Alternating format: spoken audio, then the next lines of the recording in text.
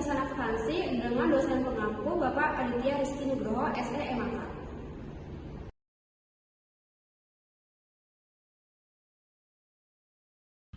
Definisi kas menurut SHK 1994, kas adalah alat pembayaran yang siap dan bebas dipergunakan untuk membiayai kegiatan umum perusahaan. Sedangkan bank adalah sisa rekening giro perusahaan yang dapat dipergunakan secara bebas untuk membiayai kegiatan umum perusahaan. Contoh, dari perkiraan yang biasa digunakan sebagai kas dari bank adalah kas kecil, saldo rekening giro di bank, bon sementara, bon kas kecil yang belum dirembes, dan cek tunai yang akan didepositokan. Sedangkan setara kas menurut PSAK nomor 2, yaitu investasi yang sifatnya sangat liquid, berjangka pendek, dan dengan cepat dijadikan kas dalam jumlah tertentu tanpa menghadapi resiko perubahan nilai yang sangat signifikan. Tujuan audit kas dan setara kas. Yang pertama, posisi kas dan setara kas pada tanggal neraca benar-benar ada dan merupakan milik perusahaan. Yang kedua, semua transaksi kas dan setara kas telah dicatat dengan lengkap dan merupakan transaksi yang sah. Yang ketiga, kas di bank seperti dinyatakan dalam rekonsiliasi telah dijumlahkan dengan benar dan sesuai dengan buku besar. Yang keempat, kas di bank seperti dinyatakan dalam rekonsiliasi adalah absah dan benar. Yang kelima, transaksi penerimaan dan pengeluaran kas dicatat dalam periode yang tepat. Yang keenam, kas dan setara kas telah diungkapkan dengan benar. Selanjutnya itu prosedur kas audit. Yang pertama, siapkan schedule utama dari kas dan setara kas. Kedua, lakukan perhitungan kas secara mendadak dan serentak untuk semua jenis kas yang ada di perusahaan serta dibuatkan berita acara pemeriksaan. Yang ketiga, meyakinkan bahwa buku kas telah ditutup per tanggal pemeriksaan dan semua bukti pengeluaran dan penerimaan telah dibukukan. Yang keempat, bandingkan saldo kas menurut perhitungan kas dengan saldo buku kas. Yang kelima, apabila perhitungan kas dilakukan sesudah tanggal neraca, lakukan prosedur penarikan mundur ke tanggal neraca. Dan apabila dilakukan sebelum tanggal neraca, lakukan pemeriksaan maju tanggal neraca.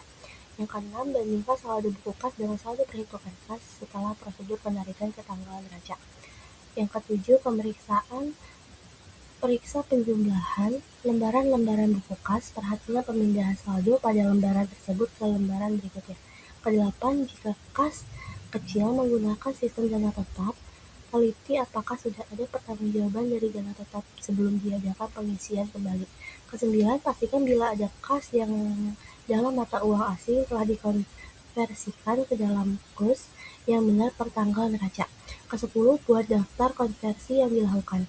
Kesebelas, buatlah kesimpulan dan komentar hasil pemeriksaan kas yang perlu diketahui oleh para partner serta saran perbaikan kepada pihak manajemen yang juga melakukan salah satu penilaian terhadap mutu audit. Prosedur audit bank.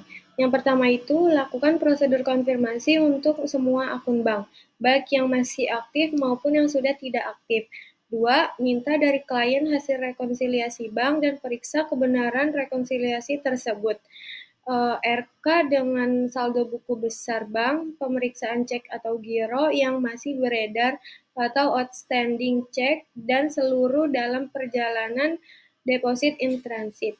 Yang ketiga, yakinkan bahwa saldo bank dalam mata uang asing telah dikonversikan ke dalam kurs yang benar per tanggal neraca. Yang keempat, yakinkan bahwa setiap pembukuan dan penutupan rekening bank mendapat persetujuan dari pejabat yang berwenang. Mintalah informasi mengapa perlu dibuka rekening baru maupun alasan dari penutupan rekening. Yang kelima, yakinkan bahwa tidak ada lapping atau window dressing dengan memeriksa bukti-bukti penerimaan dan pengeluaran akhir tanggal neraca. Yang keenam, untuk rekening yang sudah tidak aktif, mintalah penjelasan dari klien dan sarankan untuk tetap ditutup. Yang ketujuh, yakinkan bahwa semua rekening di bank atas nama perusahaan bukan perorangan. Yang kedelapan, perhatikan apakah ada kelebihan saldo di bank yang tidak digunakan dalam waktu singkat dan sarankan untuk didepositkan untuk mendapat peningkatan bunga yang lebih tinggi. 9. Periksa pendebitan dan pengkreditan yang ada dalam jurnal dan dibukukan dalam buku besar. 10. Catat hal-hal yang perlu diberikan saran kepada manajemen dalam surat manajemen atau manajemen letter. Yang terakhir, buat kesimpulan dan komentar hasil pemeriksaan bank yang perlu diketahui oleh partner. Prosedur audit investasi jangka pendek. Yang pertama ada siapkan schedule utama investasi jangka pendek dan lakukan konfirmasi atas investasi yang dipegang oleh pihak lain apabila digunakan sebagai jaminan oleh pihak bank atau dikuasai oleh pihak broker. Yang kedua, ada mintalah catatan kurs harga pasar pada tanggal neraca untuk saham dan bandingkan dengan harga belinya. Yang ketiga, periksa transaksi, mutasi, perubahan, penambahan, dan pengurangan dengan melihat bukti pembelian dan penjualan serta apakah telah mendapat persetujuan dari pejabat yang berwenang. Keempat, ada lakukan verifikasi atas dividen tunai atau saham dan penerimaan bunga deposito. Yang kelima, lakukan pengecekan pencatatan investasi apakah sudah sesuai dengan ketentuan standar akuntansi berlaku umum.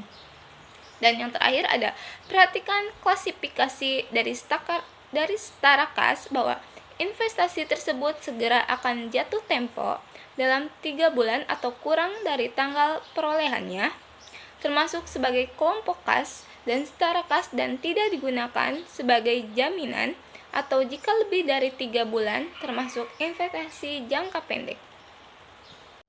Antisipasi penyimpangan kas. Pengawasan kas yang baik sebagai antisipasi penyimpangan kas biasanya mensyaratkan agar kas yang diterima, disimpan, disetorkan secara langsung oleh pejabat keuangan atau kasir. Sementara pencatatan yang berkaitan dengan setoran ke bank dilaksanakan secara langsung oleh bagian keuangan. Pengawasan kas dilakukan perusahaan untuk mencapai tujuan tertentu. Adapun yang menjadi tujuan dilakukannya adalah pengawasan kas yang pertama, yaitu mempelajari dan mengevaluasi sistem pengawasan intern terhadap transaksi kas. Yang kedua, menentukan bahwa posisi kas secara wajar disajikan dalam laporan keuangan. Sifat kas dan setara kas. Adapun sifat-sifat kas sebagai berikut. Kas terlalu terlihat dalam hampir semua transaksi perusahaan. Yang pertama, kas merupakan harta yang siap dan mudah untuk digunakan dalam transaksi serta ditukarkan sebagai harta lain, mudah dipindahkan dan beragam tanpa pemilik. Yang kedua, jumlah uang kas yang dimiliki oleh perusahaan harus dijaga sedemikian rupa sehingga tidak terlalu banyak dan tidak kurang. Kesimpulannya, kas dan setara kas adalah aset paling likuid yang harus diaudit dan diteliti untuk memastikan keberadaan, kepemilikan, dan ketepatan pencatatan, serta diawasi dengan baik agar terhindar dari penyimpanan dan dapat mendukung kelancaran operasional perusahaan. Sekian dari kelompok kami, kurang lebihnya mohon maaf. Wassalamualaikum warahmatullahi wabarakatuh.